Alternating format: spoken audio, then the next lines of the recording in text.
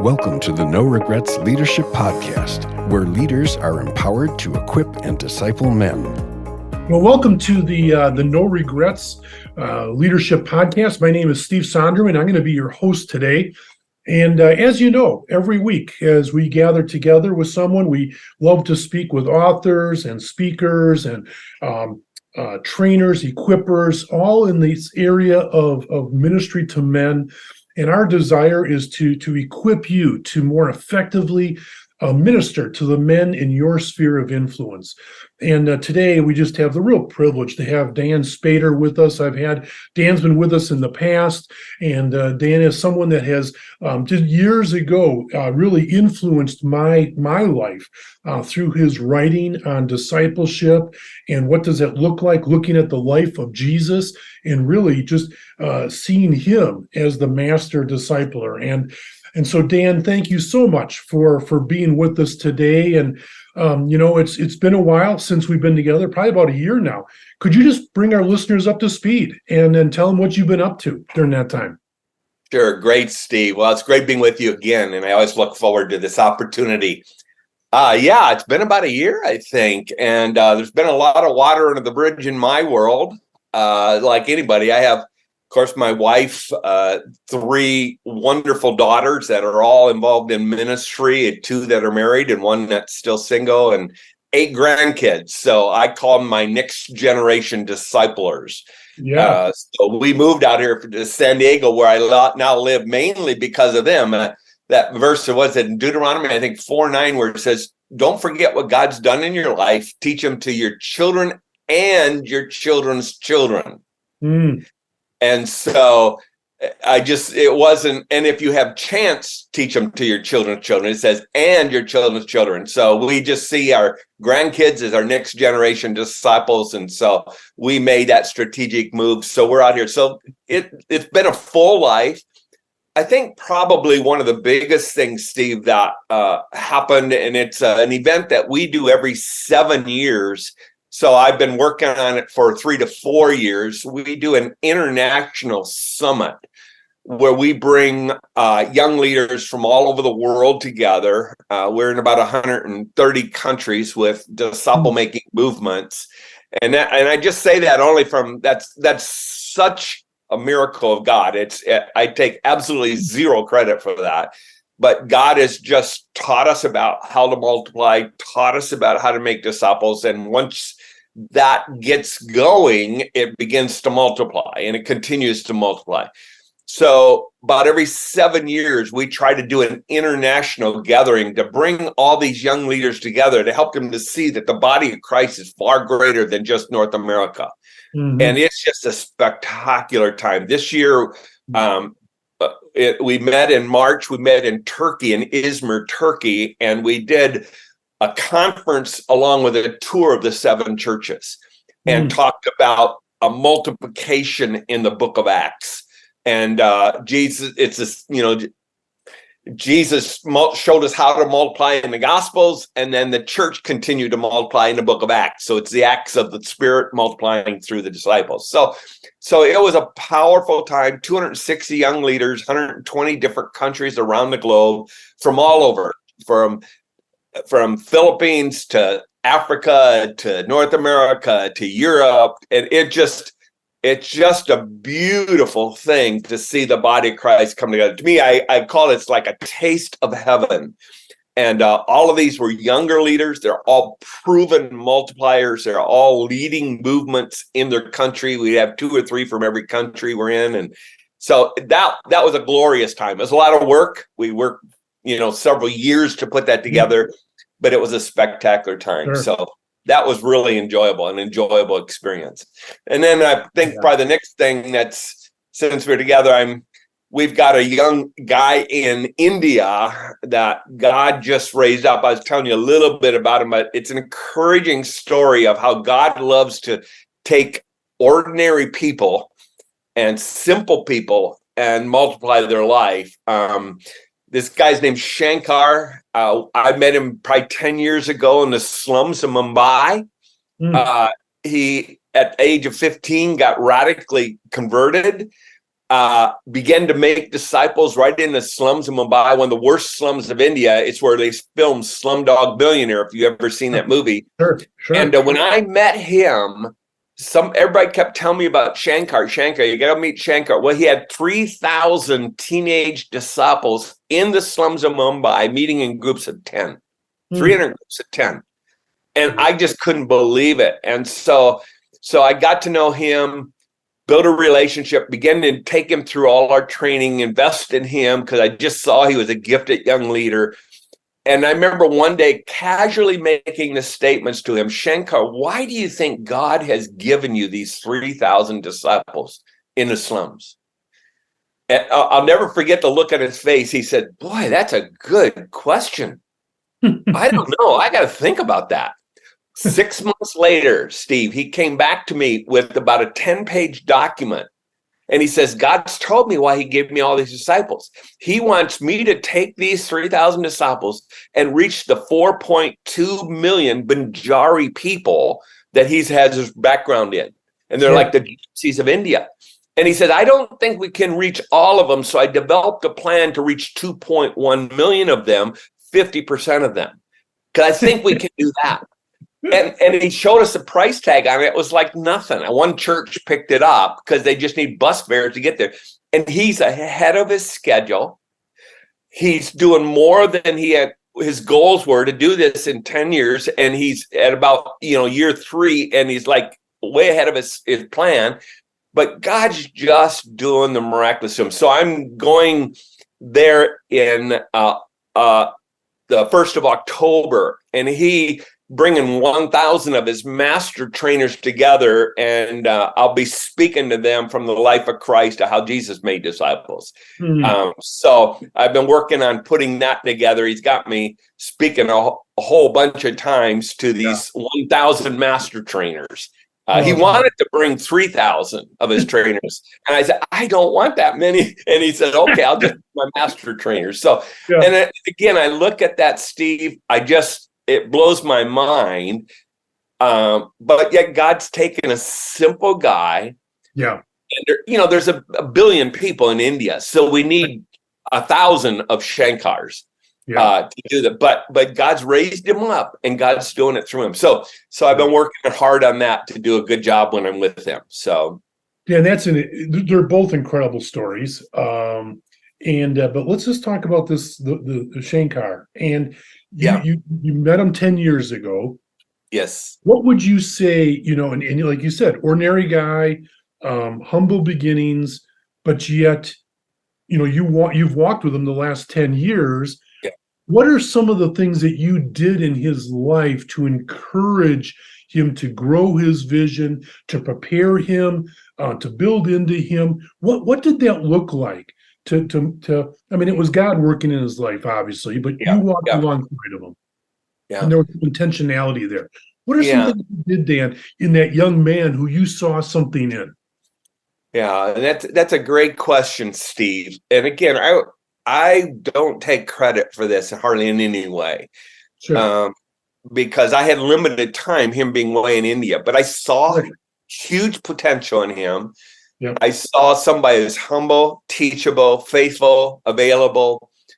And so we just began to say, hey, could we get you just some training? And we had training down in Singapore that we made available to him. And we began to expose him to our training. We put one of my guys who does our work, a guy named Steve, with our ministry in India, put them in touch. And Steve began to spend more time with him. And we have another guy, Abraham, up in India, and he began to connect with him. And we began to meet regularly. And I think because he was already a proven discipler, he just needed, he was like in our 4-chair model that in the book I written, he was at that chair 4, but he needed somebody to get under him and lift him higher. Yeah. And that's probably how God's wired me, finding those young, proven disciples. And my first conversation with him, Shankar, God really is going to use you if you stay humble, if you are faithful, And again, I've worked a lot with, and I don't say this is not just India. This is true in Africa and some other parts of the world. Sometimes young leaders in those countries, they're effective until they become powerful, and then they get arrogant. Mm-hmm. And so that was probably some of my first words to him and begin investment. And God's just really using him. So it's a joy for me to help him succeed. And you don't find those a lot, but when you find them, you really want to pour into them. And a lot of these guys that you're talking with that are leading groups may have a person like that, right. Someone that you just see in them, and maybe they're in chair 2 or chair 3, but you see in them leadership, you see in them potential.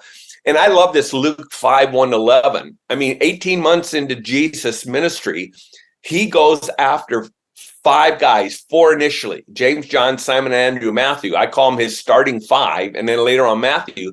And they were out fishing. They hadn't caught anything. He said, put your nets out into the deep. Well, what was it? Those guys were available. They were faithful.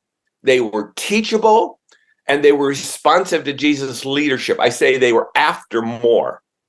And he went after them.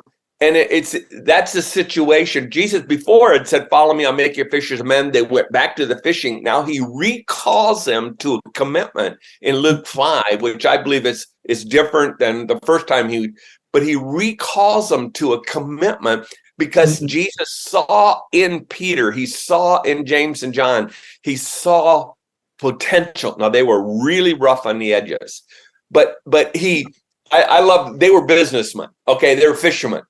And so how did Jesus call them? Jesus demonstrated that he was even Lord over their business. And to me, that because they hadn't caught a thing all night. Right. And Jesus comes and says, hey, how's it going? Not very good. Cast your nets, go out in the deep. That's dumb, Jesus. Jesus, we love your teaching, but we're businessmen. We're fishermen. You stick to your preaching. We'll stick to our fishing. But out of respect, they put them out in the deep, which you never do in that part of Galilee, because that's the northern part, the fish are in the shallow part. The fishermen knew that. But Jesus put them out in the deep, and they put their nets in the deep. They caught so many fish, it almost sunk the boats. Right. And Peter, what was Peter's response? When he saw that Jesus was Lord over his business, he dropped to his knees and said, depart from me, I'm a sinful man. When he saw this, and what's this? Jesus showed him he was Lord over his business. So whenever I find men, like I lead a Bible study with a group of about 20 men now, and I'm just watching who's God working on, who's somebody who has potential. They're available, they're faithful. I've got a young guy like this right now, and his name is Gary, and I just see a lot of potential in him. And so I'm just praying, Lord, he works full time. He's busy, and show Gary that you're Lord over every area of his life, because I think you want him to be all in for you. Yeah. And that's how I pray. Yeah, that's wonderful. That's great. I love the Luke 5 story. I mean, it is such a great picture. And what I love about it is that, a lot of the guys I work with too are business guys. And there is, Jesus was so involved in work and with the business guys. Dan, we're going to take another tangent if you don't mind. Hey, no problem. You talked about leading a Bible study with these guys. Could you walk us through? Because a lot of our listeners are leaders of Bible studies. And I think sometimes they struggle with, well, how do I do this? And what do I do? And could you just sort of lay out what leading a Bible study looks like for you? How you got this started with these guys, and what, if when you meet with them, what does that look like? And what do you do outside the group with them? But what does it mean for Dan Spader to lead a men's Bible study?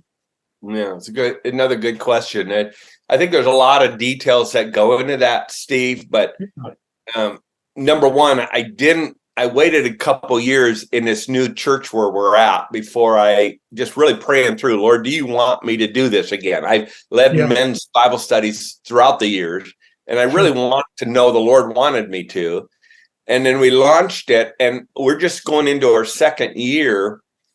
And so began to invite guys to come in, and a few guys began to come. And one of the things you always struggle with, what do we study? Mm-hmm. And I've written curriculum, and I'm a little biased. I think it's good, but I don't even like to use my own material because I just really love to get guys into the book, Mm-hmm. into the scriptures. And so we decided to start at the beginning. We started with Genesis, and we spent all last year on the book of Genesis. We take 1 to 2 chapters a week. I really wish I could take one a week, but we took 2 a week, so they wouldn't get snowed down. It would take them well over 50 weeks to get through it. So we did it in about 25 weeks. But and what I would do is the guys start coming. I build relationships. I begin to teach them. I broke them into groups of 3s. And I said, I want you to pray for each other. Because to me, that's the first step of discipling, is you're going to pray, you're going to care, and you're going to share for somebody. And if we have time, I can show you. I get that right out of the life of Christ. So you start by praying. So I get the guys, we broke them into triplets and say, okay, guys, I want you to, there's 15, 20 of us here. You can't pray for everybody. I'm going to try to pray for everybody, but I want you to pray for 2 others. And so you're good. We're a prayer triplet, but not real risky. Here's 2 other guys you're going to pray for during the week, as you remember, and we'll have time. And so I got a lot of prayer base going on in that men's meeting. And then I just took Genesis 1 and 2, and I came up with 5 to 7 questions that I had. I really studied the text. I tend to, I think a good leader he knows 2-3 times more than everybody else does about the text. And I've got some resources that help me with that. And sometimes it's just reading it.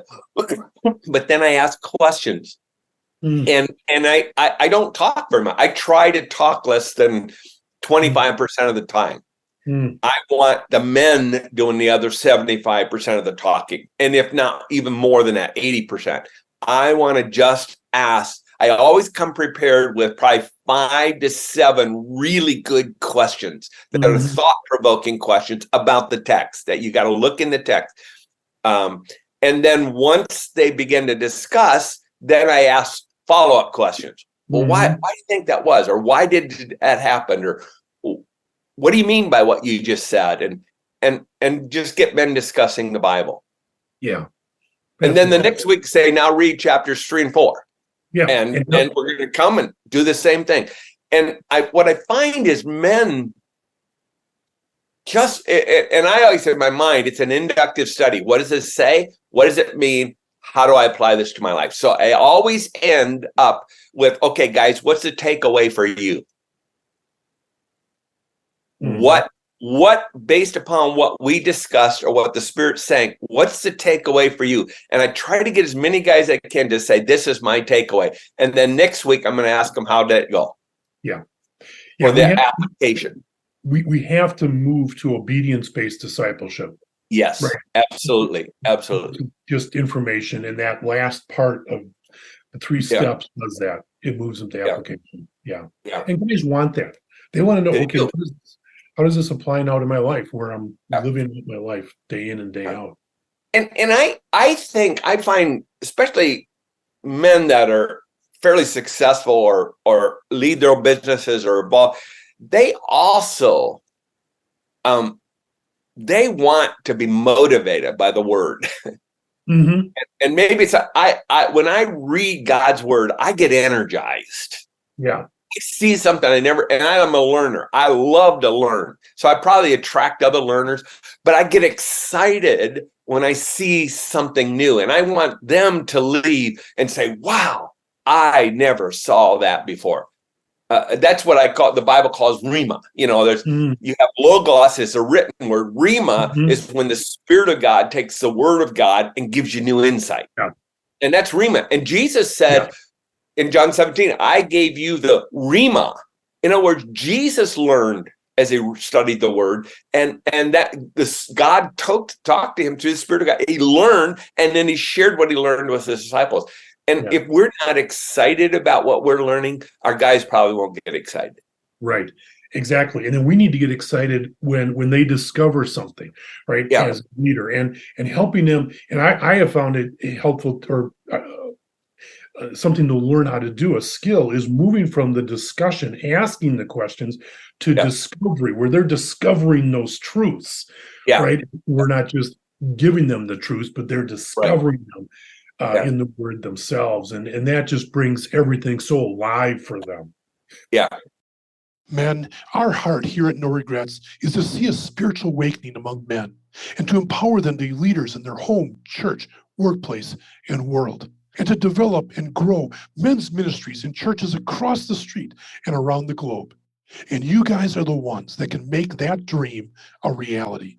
To make a one-time gift or become a monthly donor, visit our website at menwithnoregrets.org/give and make an eternal impact today. A few minutes ago, you talked about you develop 5 to 7, you come with 5 to 7 questions to sort of get started. Dan, what would be some of the marks of a good question that you're sort of thinking as you're writing those questions? You've studied the passage, and now you're thinking, okay, how am I going to get these guys to discuss? What are some of the things that are going through your mind to make a good question?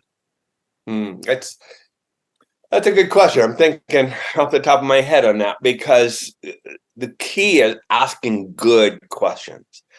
And I would say there are probably a couple types of questions. The first couple questions I want is, what does the text say? Okay. So I want them to as we read the chapter. The first thing we do is we read the chapter. I have everybody read 3-4 verses, and we read around until the chapter's done. And I say, did anybody see something they never saw before as we read it? That usually pops something. And then, let's say we're studying Abraham, and we say, okay, Abraham said something 4 times. Did any of you catch that? What was that? Why did he say it? So I've done my homework. So I'm trying to get them into the text. I want them to see something in the text they never said before. So we first is, what does it say? Because most men read it and they don't really, if they just read it the hour before they came or read it very devotionally all week, they've never analyzed what it said. And I find God most speaks to me when I really think about what is in that chapter. Why did God put this there? Why did he not put this there? So I try to ask inductive questions. What does it say? Then I love to turn the corner and say, guys, Abraham was a successful businessman or a successful. Why did he do something so dumb? Like sleep with Hagar. Let his wife convince him that Sarah, God promises a child, but we got to help God on this. And so I want you to sleep with my hand. What would cause him to do something that we look at and say is dumb? Why do you think that happened? That often leads to all kinds of questions. But it's what I call, it's more the why behind the what. And I really think that's good Bible study. Because if all we're getting is the what of Scripture, we're not understanding the why behind the what. And so, and that's why I love the Old Testament. We're studying Exodus this year because it's about people. Yeah. In the New Testament's principles. And I study that a lot too, but I love the stories. I love Daniel. We're going to study Moses, and man, we're going to have so much fun with Moses, or the people in the wilderness wondering how could they see the miraculous and do such dumb things. But that's us. Right. I was going to say, we spend a lot of time and Corinthians says that was written for our example. Learn from it. How did they go from bondage down in Egypt to the promised land?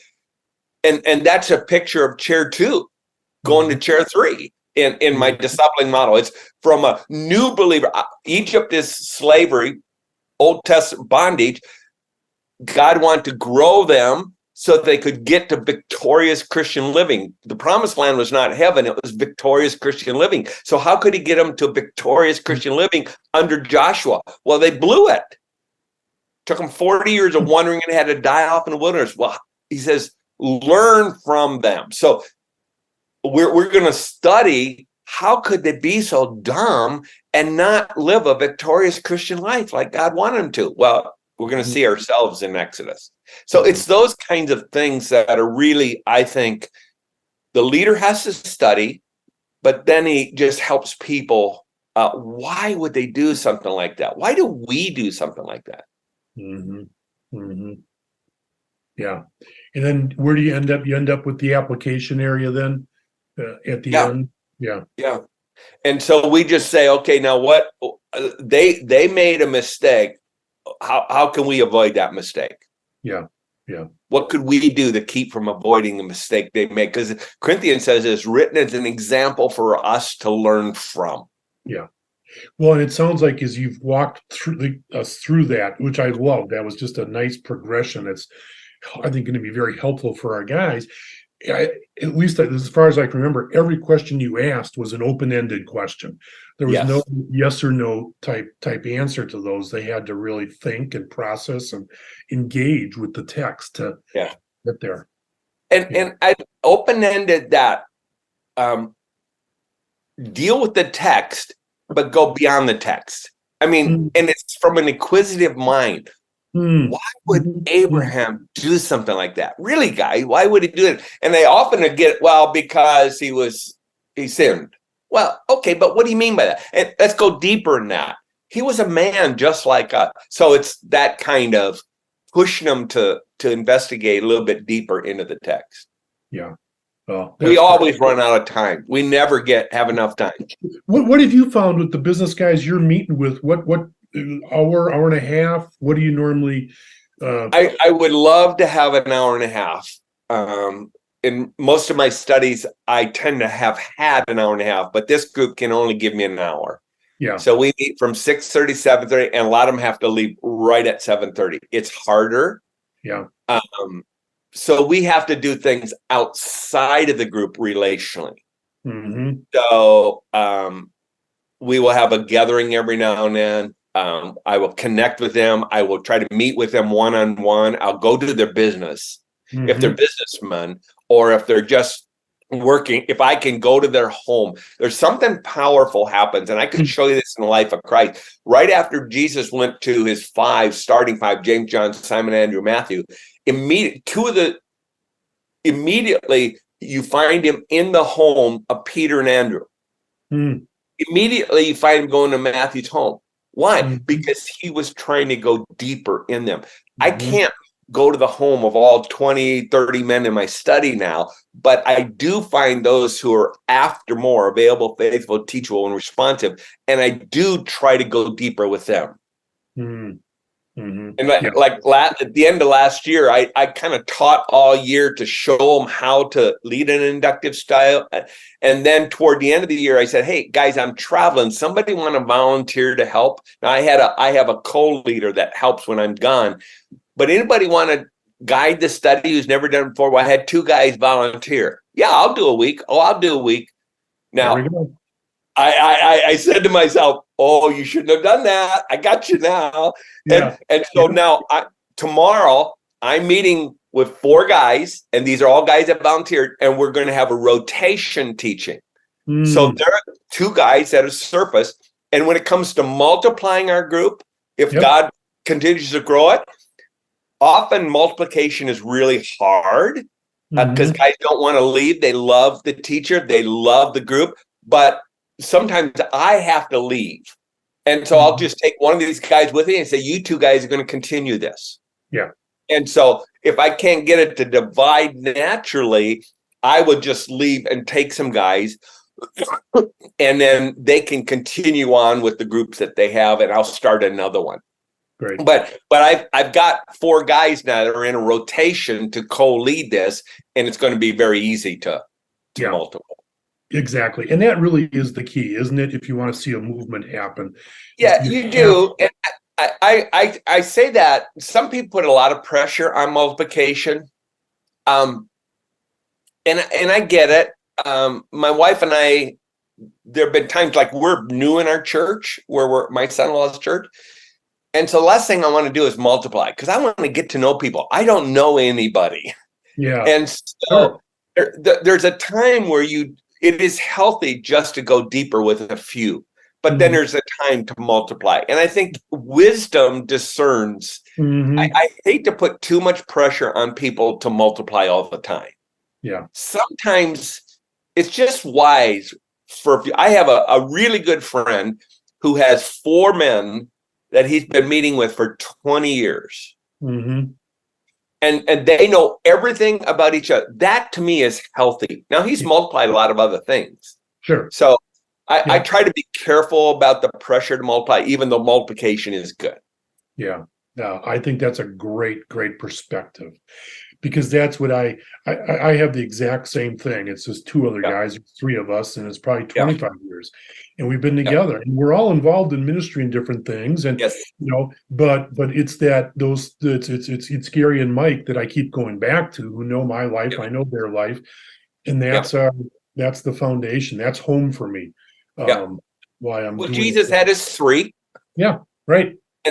And so he had his 12, but he had his 3. And as the ministry grew, he went deeper with a few.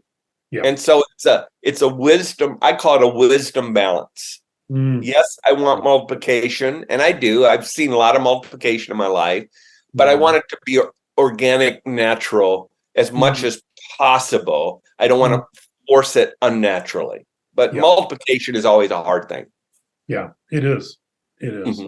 And I love what you said too about the time you spend with them outside the group. That is, I think, so key. Yeah.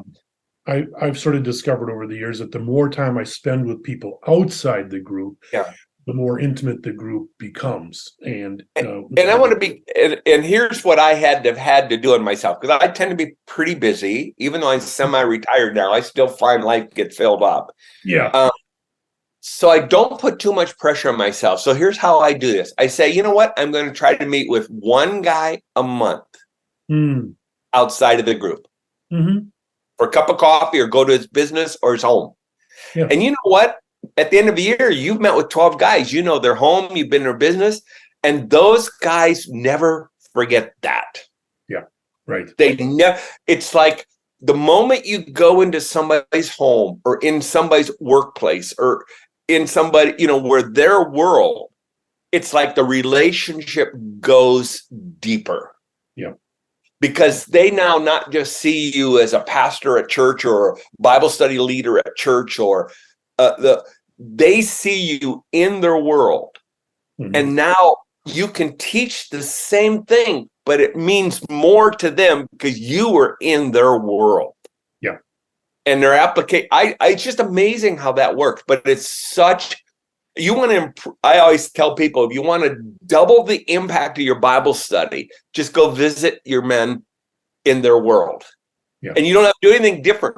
Your teaching will be twice as good because you were in their world and you saw them, you saw what they did, and you respected them for what they did. And that just improves your teaching. Yes, that's for sure. I always say that ministry to men is on their turf, their time, and their agenda. Great way to say it. We need to give them the home field advantage.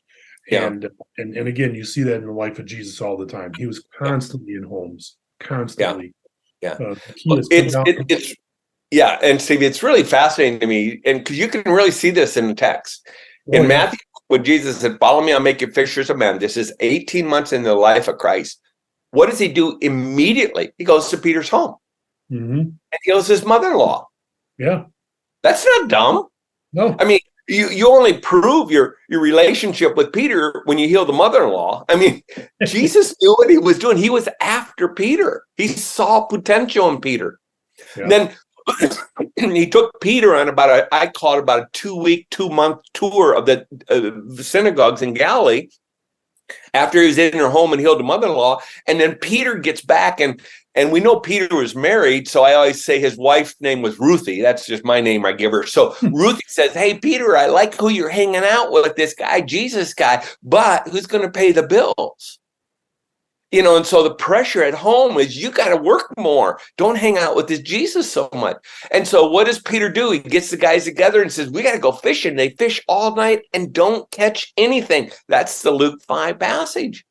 And Peter's dealing with this tension. I want to follow Jesus, but I got to be a provider. And Jesus shows up and says, put it out in the deep. And he obeys and he catches all these fish. And Jesus says, I'm Lord over your business. And Peter drops to his knees and says, wow, God can provide for me in 1 minute everything I need to follow him totally with my life. Yeah. And this was all about provision for this businessman, that God could provide in his business just as he provided in his spiritual life. It's a powerful truth. Powerful. Yeah. Yeah. And what person doesn't deal with that tension? Oh, everybody does. Providing, right? Yeah, all that work and especially faith. Men in the marketplace. Men in the marketplace deal with that. And when men learn to commit their business to the Great Commission, and I've had several men, I've gone and dedicated their companies to the cause of fulfilling the Great Commission. Yeah. When that happens, something powerful happens in their own life. Yeah. Because they have committed every part of their world to the kingdom agenda. And then God is free to multiply that however he wants to. And it's a powerful moment because they make him Lord over their business. Right. Yeah. And it really does change everything because for so many guys, that is their key identity. Yes. And when he gets a hold of that, then he's got him in a sense. Yeah. Wow. Well, Dan, this has been unbelievable. And I apologize publicly here for taking this completely different than what we were going to do and what you prepared for. But you were fabulous. These were unbelievable truths. Oh, well, you get me talking on Jesus. We can go for a long time. Right. I know. Well, and that's what I love, just going into the life of Christ. There's just so much there to learn that it's really rich and fun. So my pleasure, Steve. It is. And that's where, guys as leaders, just keep on going back, master the master's life. And it's just, he will guide you as a leader and as a group leader. Just phenomenal stuff. Hey, Dan, could you just tell our listeners, how can they learn more about your ministry and some of the things you've developed to help small groups and leaders and things like that? Okay. Yeah, good question. There are probably two resources I'll point you to. I've written a book called For Chair Discipling and then Walk Like Jesus and Live Like Jesus. They're two Bible studies. So they can find that at likejesus.church. And there's a website they can see it. There's another resource that just kind of came into my mind. It might even be as good or better. This is a free resource. Our Australian ministry has put it all together called Knowing Him. I think it's .org. Knowing Him, KNOWING .org, I believe it is. And it's a 50-day chronological study of the life of Christ. Jesus, the baby, Jesus, a little boy, Jesus, a young man, Jesus, as a teenager, Jesus launches his ministry. So we go chronologically through the life of Christ, and it's all free. You can do the study online. There's videos shot in Israel. There are podcasts where I just sit down in each of those 50 days and talk about what the text says in the life of Christ within a friend. Oh, that sounds phenomenal. Called knowinghim.org, I believe it is. We'll check into that just to make sure that it is. We'll find it. We'll put it in the show notes. So guys, anyone listening, you can just go to the show notes and we'll put both these websites, the Like Jesus website and then the Knowing Him website for these fabulous resources. And guys, I'll just say I've not used this last one, but I've the 4-chair discipleship, very influential in my life.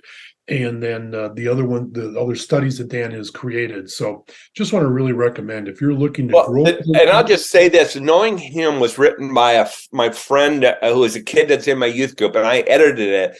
but we've had well over 100,000 people around the world use it in every parts of the world. So it's all free. It's online. There's videos, podcasts. I think if people want to go deeper in the life of Christ, it could be a great resource for them. Well, Dan, thanks again. Appreciate your time. I know it was an early morning for you, and appreciate you getting up. And now you can go and get your exercise in and get some breakfast and carry on the rest of the day.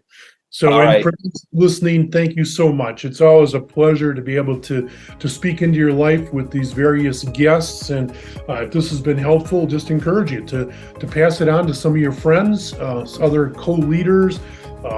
Share it, like it, and we appreciate that and look forward to being with you next week. Thank you for joining the No Regrets Leadership Podcast. For more information and to access past recordings, please visit www.menwithnoregrets.org/podcast.